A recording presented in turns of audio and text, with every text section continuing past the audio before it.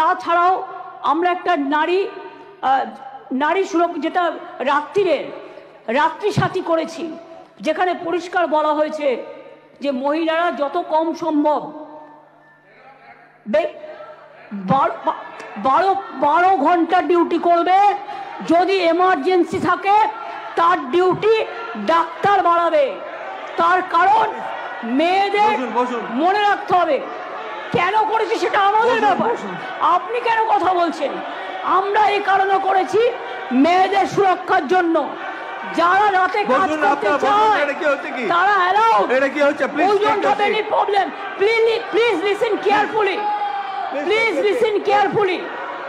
রাত্রিরে যারা কাজ করবে তাদের ফুল প্রোটেকশন দেওয়ার জন্য, রাত্রিরে যদি কেউ কাজ করে তাদের ফুল প্রোটেকশন দেওয়ার জন্য এই রাত্রি সাথী করা হয়েছে।